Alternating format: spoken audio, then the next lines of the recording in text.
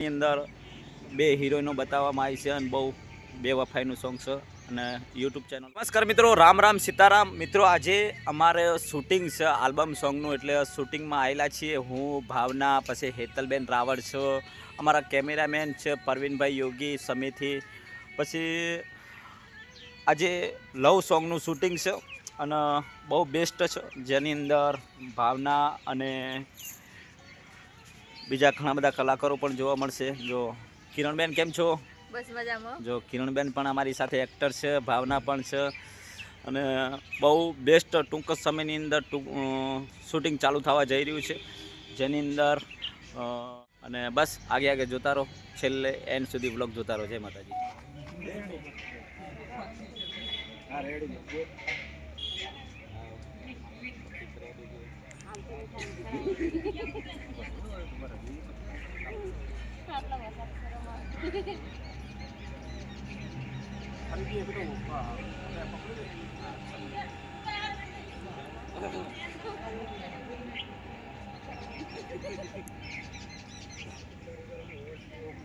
Already બધા તૈયાર થઈ ચૂક્યા છે ને બસ થોડી જ વારમાં શૂટિંગ ચાલુ થઈ ગયું છે અને થવા પણ જઈ રહ્યું છે. એની અંદર બે કારણો છે. કારણ કે જે હિરોનો છે ને એ ખાવા બેઠા છે. અમારા ભાઈ બેચરભાઈ સિંગર આવ્યા છે, હમણાં ગીત આવ્યું હતું પણ થોડોક વિવેદ થયો હતો, પણ એની અંદર વિવેદનો અમે બધા આમ કે એમને મને કહ્યું કે ગોવિંદભાઈ મારો વિવેદ ના કરો, એટલે પછી મેં મેવારી એમનું મૌન રાખીને આ વાતનો ફટાફટ કરી દીધો. અને અમારા ડાયરેક્ટર સાહેબ કહેતા હોય એટલે અમારે મૌન રાખવું જ પડે ને ડાયરેક્ટર સાહેબ, શું કેવું? કારણ કે આપણે બધા ફરવાનું ને કે ખોટા માર ભાગ આવે કે ના આવે, અને મારા જવાનું વધારે આવે. અમારા દાદા પણ ઘણા ટાઈમથી પિક્ચરોમાં કામ કરી ચૂક્યા છે અને આજે એમને પણ એક બધા સાથે મળીને કામ કરવા જઈ રહ્યા છે. તો અમને દાદાના આશીર્વાદ તો અમારી સાથે છે જ, પણ તમારા આશીર્વાદ જોવે છે અમારા. હા, કેમેરામેન પરવીનભાઈ, શક્તિ ડિજિટલ પાટણ, શું કહો? આમ તો બહુ એમ તો કેમેરા અમે નહીં બોલીએ કે, બાકી તો બોલવામાં એમ તો હુક્કા કાઢી નાખે. પછી અમુક ને ઘર ઘંટીઓ ચાલુ છે દળવાની. જો ચાલુ છે દળવાનું, બાજરી કે ઘઉંનો લોટ. મરચું હા, દળો. તો મિત્રો જોતા રહો એન્ડ સુધી વ્લોગ્સ. આવતા વાત પૂછી લેશે નસીબમાં, બરોબર? થોડુંક અંદર આવવાનું કેમેરામાં, બસ આટલે આવવાનું ખબર રેડી. હા, આટલા આવવાનું. પણ તમારે આ હું એક્શન કરું એટલે આગળ કેમ તમે આયા છે એવું એટલે અરે વેભાઈ આવો પરવીન દાદા. ઓકે, અરે વેભાઈ આવો બેસો બરોબર. આવો બેસો. હું બેસવા નથી આવ્યો, શાક પણ તોડવા આવ્યો છું. એટલે એરે આખા ઊભા થઈ ગયા. કેમ શું થઈ ગયું? બહાર એરે પૂછે કેમ શું થયું છે? તમારી દીકરીને હૃદયની બીમારી છે. રેડી? તમે મને અંધારામાં રાખો. મંદિરે ગઈ હતી ભાઈ ગોવિંદને મળવા. બાપુજી. એ તો હું તમને આજે કહેવાની જ હતી. પણ મારા દીકરા તારા મને કેવું પડે ને. આજે કહેવાની હતી બાપુ કે હું લગ્ન કરીશ તો ગોવિંદ સાથે જ લગ્ન તો કરીશ. પછી આપણી સમાજનું શું? તો બાપુજી એની હારે લગ્ન નહીં થાય તો હું મરી જઈશ. બેટા તારે એવું હોય તો તારી ખુશીમાં ઈ જ મારી ખુશી બેટા.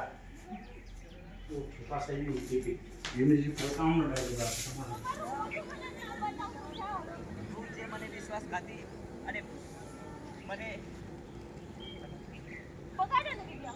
ના ડાયરેક્ટ તો થઈ જાય. ના એ તો થઈ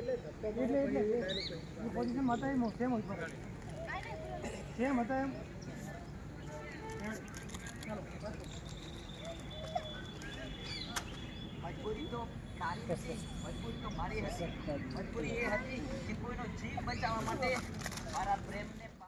મિત્રો અમે રિસર્ચ પડી છે, શૂટિંગનો લંચ છે એટલે ચા પીવા બેઠા છીએ. ટાઈમ નથી પણ ઘણા બધા પરવીનભાઈ છે, પછી ભાવના છે, અમારા ઝાલા સાહેબ.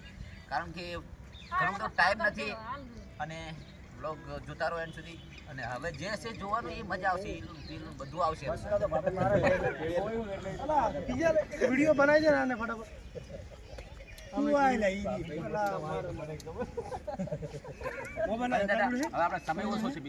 નમસ્કાર મિત્રો, તમે જોઈ રહ્યા છો આજે અમારા લંચ પડ્યો છે શૂટિંગમાં અને બધા નાસ્તો કરવા બેઠા છે. જો અમારા સિંગર હેતલબેન છે, ભાવના છે અને કિરણ ઠાકોર છે. તો આપ બધાને બરોબરની ભૂખ લાગી છે તો ઘરે ખાઈને આવતા હોય તો આવી ગયા તે વગર ખાવા.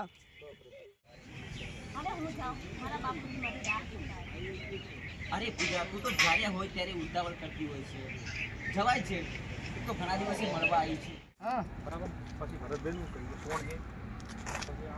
શું કહે હારું તો આય તો ખરી પેલા દીકરા કોણ છે આ કોણ જેવા માણસ ભગવાન જેવા માણસ એ થોડું અડકાય છે એમણે મને બચાવ્યો થોડું વાવડું રાખો ને ભગવાન જેવા માણસ બીજું તો કઈ રીતના અરવિંદ દાદા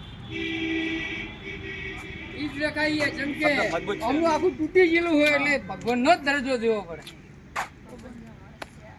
અરે બેટા કોણ છે આ?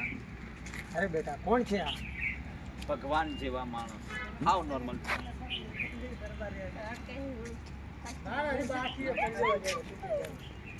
શાંતિથી બોલો ભગવાન જેવા માણસ છે એક એક કટકારો એમ કરો એક એક કટકારો મેળાવ કરે છે એમ કરો પેલા તમને જેમ આવે બોલી જો એટલે આવી જાય એ પેલા જેમ આવે બોલી જો તમને ડાયલોગ પછી આપણે એકવાર આખો કટકા લો આ એવી રીતે લઉં પણ પેલા એકવાર તમારો વાર્તાલાપ કોણ છે બેટા કોણ જે ભમણ થઈ જાય આ બધું. ભગવાન ભગવાન કોણ જેવા માણસ હા ભગવાન જેવા માણસ છે હા એટલે એમ પેલા હારી એક્ટિંગ કરે છે એટલે બોલવામાં નહીં કરે હા તો હા એવું બાકી કરી તો ગમે પછી એ એ તો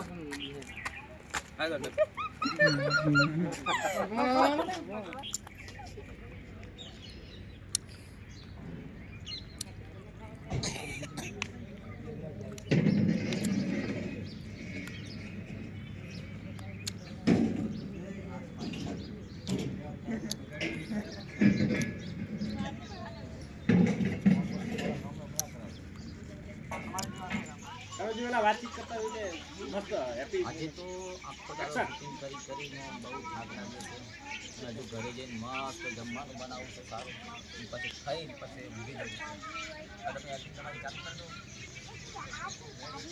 બસ રેડી પછી શું થયું એક મિનિટ કિરણ